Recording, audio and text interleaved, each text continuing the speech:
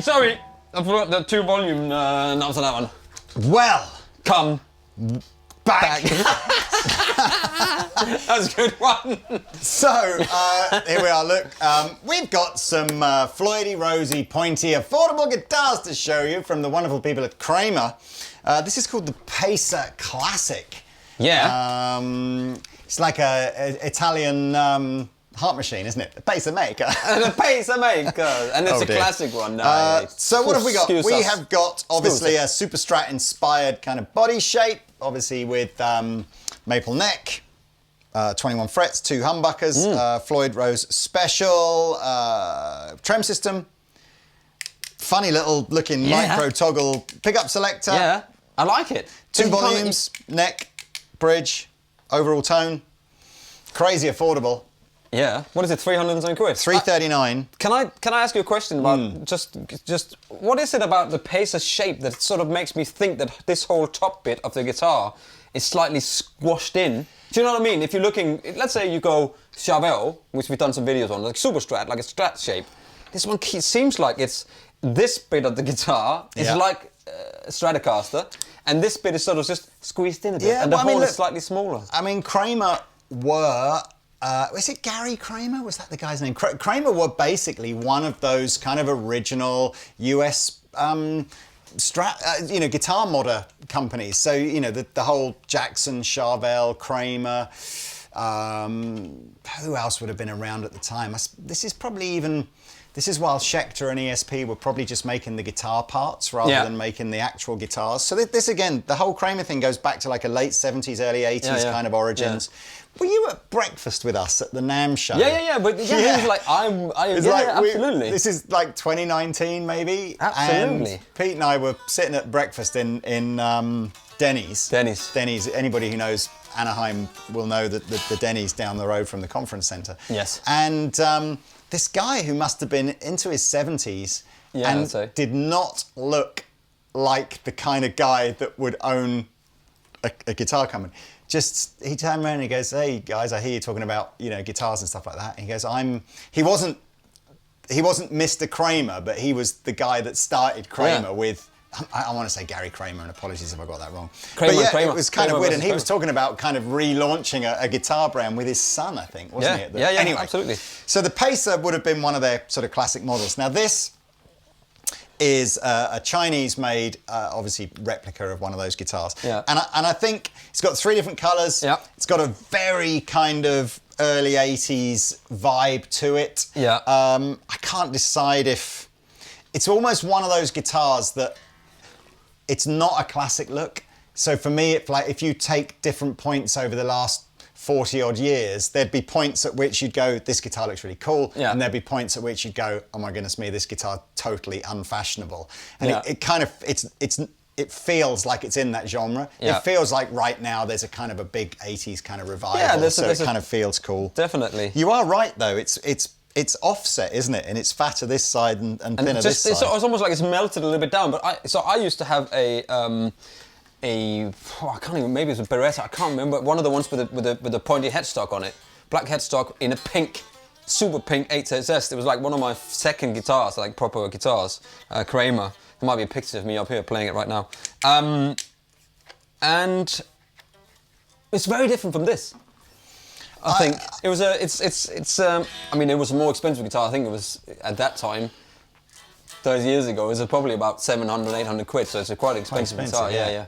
So spec-wise, we got a 25.5-inch scale length, so, you know, very normal from that perspective. 12-inch radius fretboard, which, again, in my current sort of, you know, journey of the world of radiuses, it feels flatter to me than that, but that's what the spec says. I don't think so. Very much kind of a traditional modern C style neck, satin finish, so quite nice and fast to play. We've got nice sort of lightweight body, plenty of access up to the upper frets, no problems here. But it is affordable. It is affordable. And I would have to say I'm going to be quite critical of, it's the cheapest Floyd Rose system that sort of money can buy. Yeah. And, you know, as a result of which, Pete and I spent quite a bit of time messing around with these to sort of get it to tune up and feel stable. Bizarrely, it was almost like the trem systems would do these weird things where you'd use it one way and then you'd let it go back and it wouldn't return. Yeah, you can to almost pitch. you can almost do like 3 tones or something. But it basically just needed not crazy amounts, like a minute of just going like wiggle it, and then it seemed to sort of settle in. And I noticed that a couple of times with when I've had I've got a Squire, what is it called, the Contemporary series. I've got the pink one at home. And Scout just grabbed the arm and just wiggle it about, and that is absolutely fine now after she's done that for a little while. Yeah. So they're kind of they're not massive frets. They're just like medium frets, I would say. Kind of. Yeah.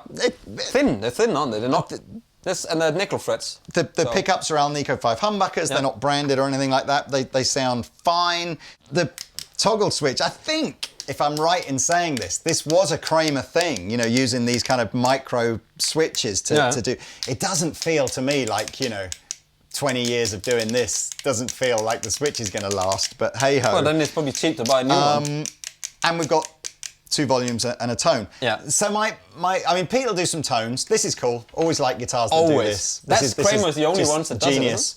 What I mean is, putting the Allen keys on the back of the headstock is cool. Yeah. So my gut feeling with this is I don't think I'm going to give this any kind of a sort of a recommendation as like, if it's your first guitar or you're a bit of a novice and you're not used to doing setups and stuff. I don't think I would recommend going for one of these. I think this is for the person who goes, I don't mind getting this and maybe spending the first 2 or 3 hours really, restringing it, sorting this bit out. Or paying somebody to do it for you. Yeah, yeah. I guess. It needs a bit of love in the beginning, but that's it's a cheap guitar, man. Yeah, but it's the same that Squire Contemporary Strat that you had. Yeah.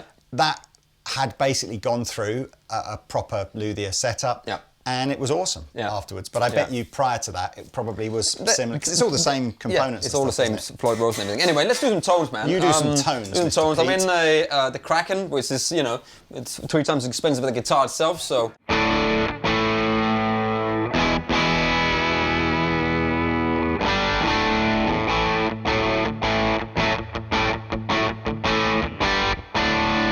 The colour absolutely make it sound better, of course.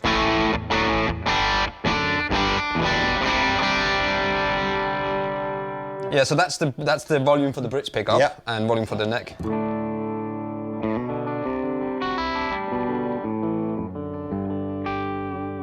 Easy to play, man. As soon as you start to roll the volume off, you get that classic thing where you lose some treble as well. So it's it doesn't have a treble bleed in it. That's just.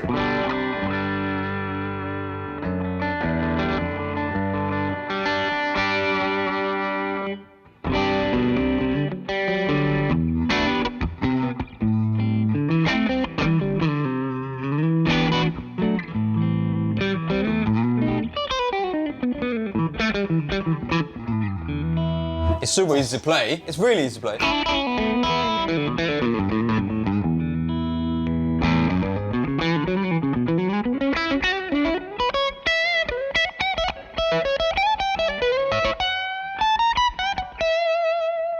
Again, 21 frets, so we're not into 24. I would say it's the same as all these guitars in this sort of price range where it needs to be played a little bit, and that's just the way it is.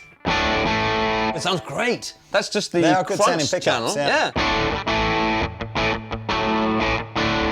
Let's try some. So Alnico 5 is generally a pokey. Yeah, slightly harder on me. Let's get some more gain.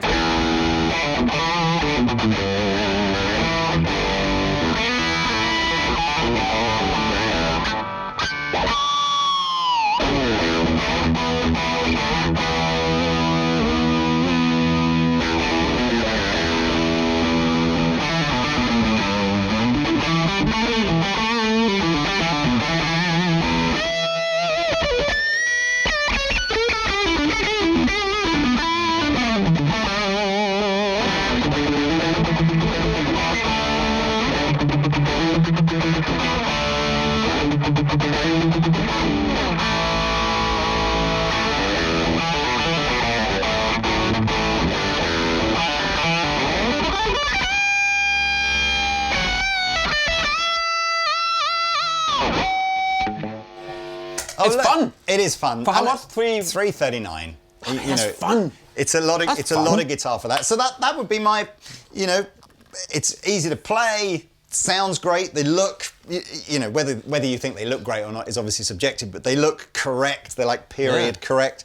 I would just say, you know, if you're going to buy one of these, just be aware. You know, buy one as a second guitar if you kind of know a little bit about what you're doing, and then be prepared to restring it, mess around, play the Floyd in. Yeah, give it some of that. Just get it how you like it. But after that, it's not a bad little guitar. That's all right now, isn't it?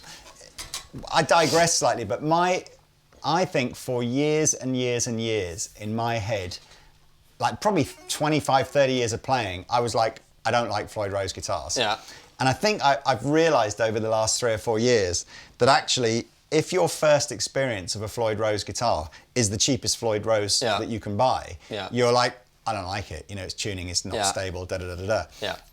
And then when you actually do try one with like you try like a £1,500 guitar that's got the top of the range Floyd Rose system, the original Floyd Rose system, you realise that actually it's one of the most stable, best trem systems ever invented. You can see when they do like, when they do that, you know. But you've played the cheapest imitation ones of them, and that's what's put you off. Exactly. So I don't know. I mean, I'm kind of, as I said, it's. I think there'll be a lot of people trying to do that whole kind of early Van Halen. Who would have played these guitars back in the day? It's a good introduction into that music, isn't it? You know. Yeah.